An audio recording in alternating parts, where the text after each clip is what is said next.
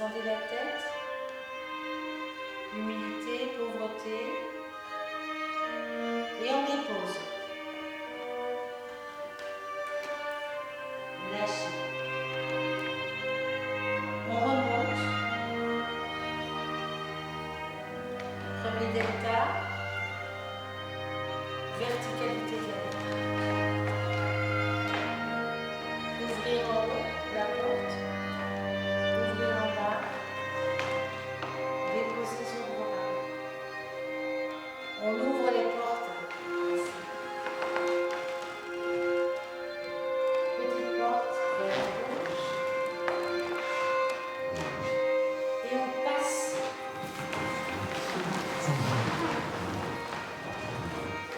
Et on se dépose. Et on regarde la lettre. Le dalet, c'est un passage, c'est une porte qu'on ouvre ou qu'on ferme. C'est important de tracer la calligraphie de la lettre, de lui donner toute sa puissance verticale, hein, comme c'est un point qui est tiré horizontalement à vertical. Vous donnez toute cette puissance verticale à la lettre quand vous êtes comme ceci, et toute la puissance horizontale quand vous avez la porte grande ouverte. Toujours regarder la forme de la lettre. Et la forme de la lettre, elle vous dit quoi ? Voilà. Et quand vous avez graphiquement l'ouverture d'une lettre, ça veut dire que vous pouvez vous questionner vers l'ouverture de comment vous allez questionner la lettre et vers quoi elle vous amène. Donc, voilà. Donc la lettre tête, c'est déjà la lettre qui va vous dire regarde vers le haut et regarde la lettre qui va suivre. Et la lettre qui suit, c'est le yod. Donc c'est le yod qui va chercher par sa main le tête et va vous mettre aussi dans le fond du tête. Alors le fond du tête, c'est l'idée qu'il y a des lettres qui vous permettent de patienter. C'est une forme de matrice dans laquelle vous allez pouvoir plonger et patienter. C'est comme un puits dans lequel vous iriez. Mais patienter, c'est une bonne chose, parce qu'il y a toujours un questionnement qui prend le temps, son temps, mais aussi après, à un moment donné, il faut sortir de cette matrice. Et là, le tête vous dit, c'est en regardant vers le haut, en attendant l'aide de quelqu'un, de quelque chose, comme on dit un livre, un ami, que vous allez pouvoir sortir du tête avant que ce tête ne devienne étouffant. Donc il y a toujours une partie positive de la lettre, la patience, vous protéger, c'est beau. Mais si vous restez trop dans cette patience, vous risquez de ne plus être dans l'action. Comment est-ce qu'on peut incarner à travers la Teima cette lettre ? C'est en retraçant à travers chaque mouvement, non seulement la symbolique de la lettre, mais aussi on va essayer de dégager les fascias, les chaînes musculaires, on va essayer d'assouplir la partie musculaire qui protège, qui soutient le rein à travers ces mouvements. Et, c'est le premier mouvement, après j'enroule les bras et je pousse vers le haut et je rends mon genou gauche. Ce qui fait que si je vous monte de dos, ça fait et, vous voyez, il y a déjà une ouverture du rein qui se fait, et là, je monte.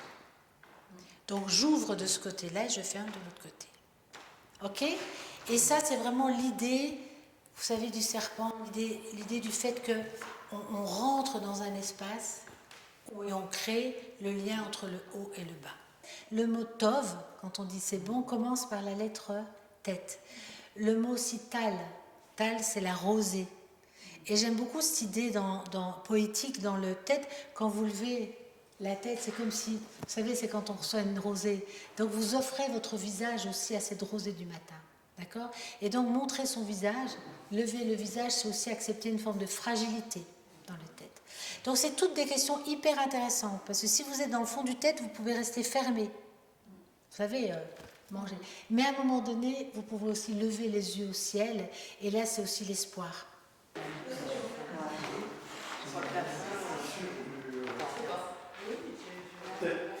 Et là il y a cette main divine qui...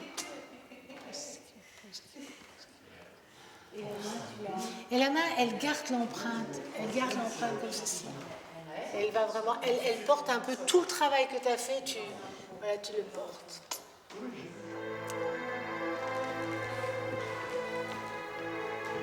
Et soufflez. Et inspirez. Soufflez. Inspirez. Posez. Patience, on descend. On inspire. On déverrouille. Et on descend.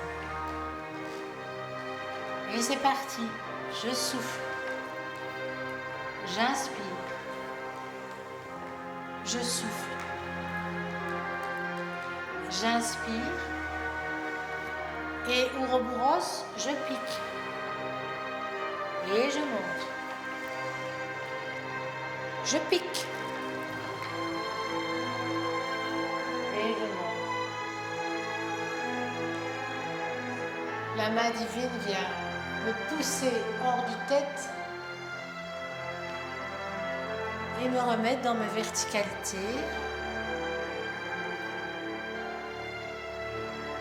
La taille, la rosée.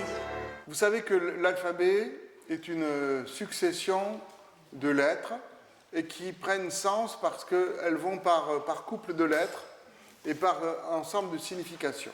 Après avoir essayé de lutter contre ses propres névroses tout seul, après être tombé au fond du puits, c'est-à-dire c'est vraiment le nœud complet de l'ego, on comprend qu'on ne pourra être aidé que par une altérité, par quelque chose d'autre que nous-mêmes.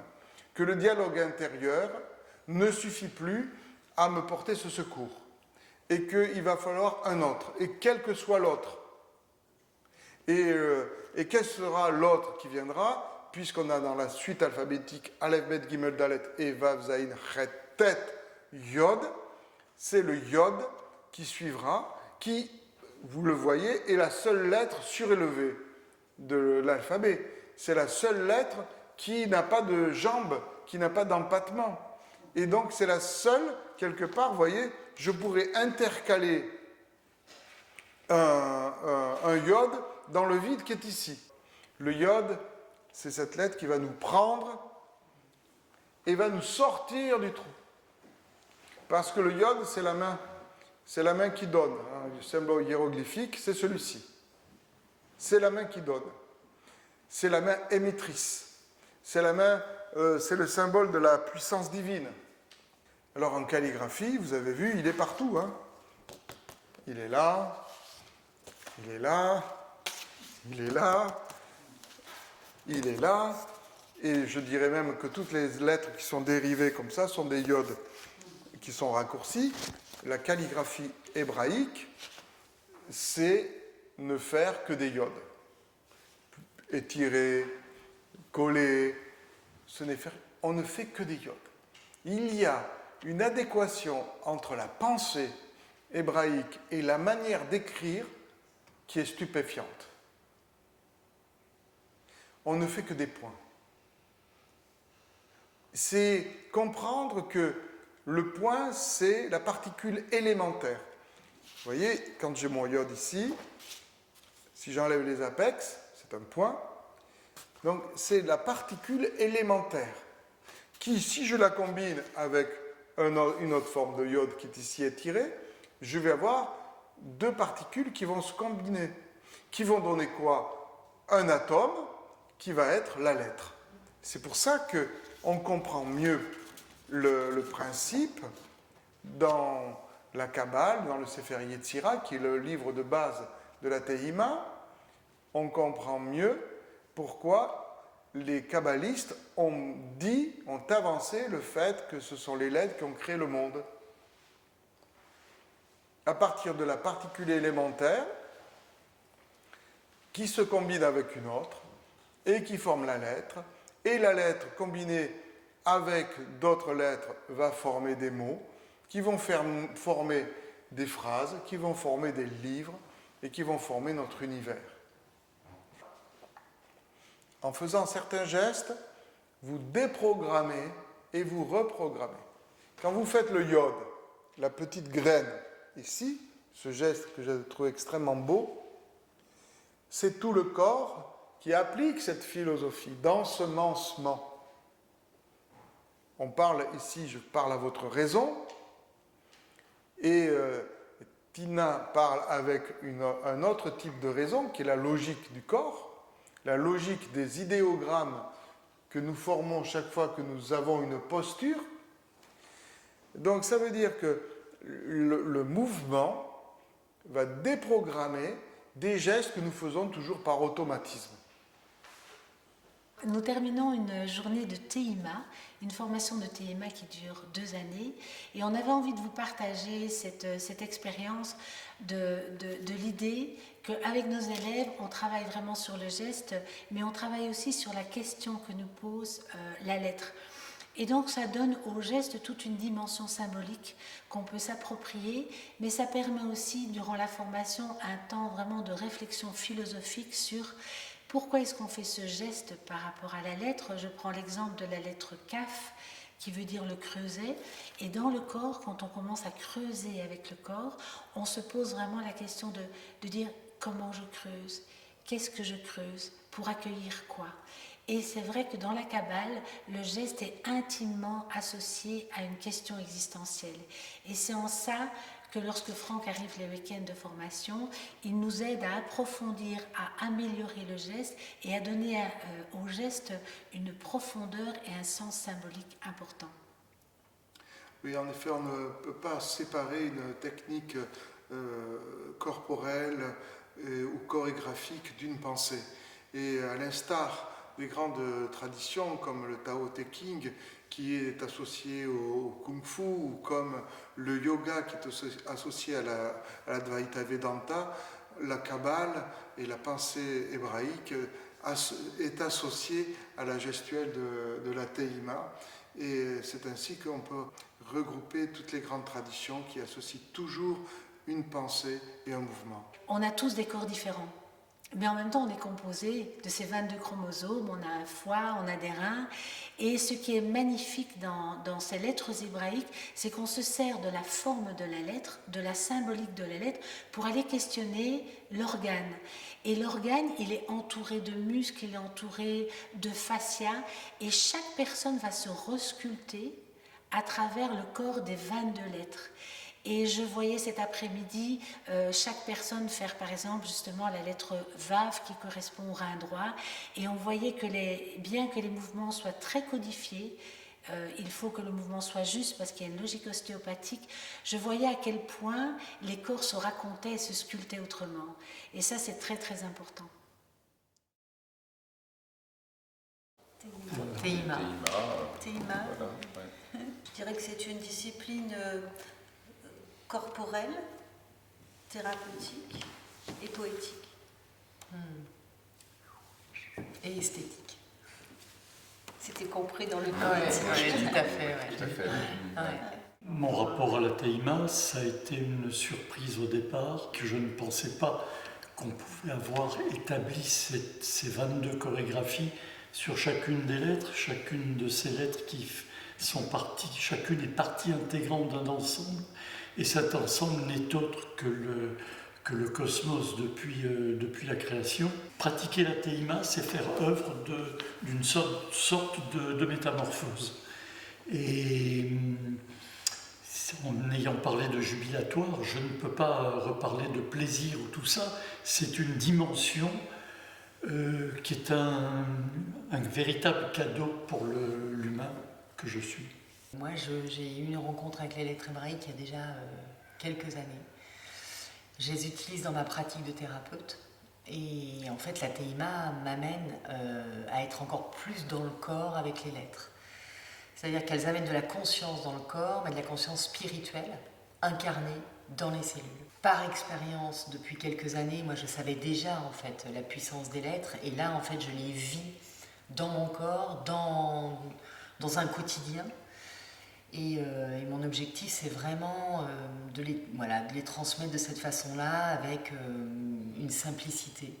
Je me suis toujours définie comme une terrienne, une matérialiste, et tout en ayant des aspirations vers la spiritualité. Ce qui fait que la Teima me comble parce qu'elle est très spinoziste, puisqu'elle va mettre dans le tout, dans la matière, l'esprit. Et ça me plaît beaucoup. Et j'aime aussi tout ce qui concerne la thérapie, enfin le soin. Et on est donc là dans des dimensions de soins, de thérapie, de spiritualité et d'esthétique, parce que j'ai toujours adoré la danse. Et donc la grâce des mouvements de Tehima m'apporte aussi beaucoup de bonheur. Et je reprends le mot joie, bien sûr. Voilà. Grande joie et grande sérénité. On a parlé de pratiques individuelles, ce que ça nous apportait donc individuellement. Je crois que ce qui est important également dans ces sessions donc de Tehima, c'est la rencontre avec les autres. Et de la même manière que les lettres fonctionnent deux par deux ou à plusieurs, je crois qu'on éprouve une jubilation d'autant plus importante parce qu'on est en groupe. Et on a vraiment une rencontre collective, et il y a une énergie donc, collective et un échange donc, dans nos pratiques, de nos difficultés, nos facilités, etc. Et ça, c'est quelque chose de très fort. C'est faire communauté et faire lien.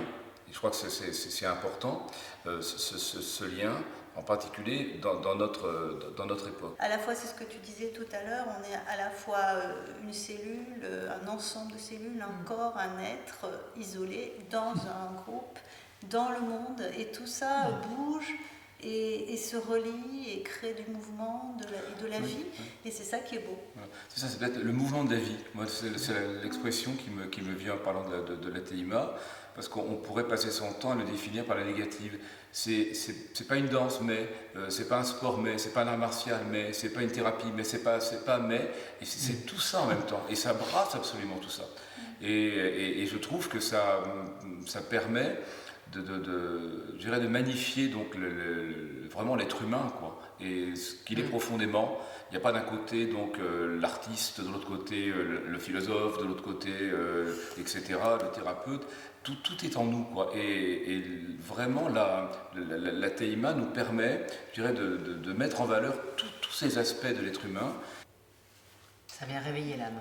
Oui, voilà, réveiller l'âme. Ouais.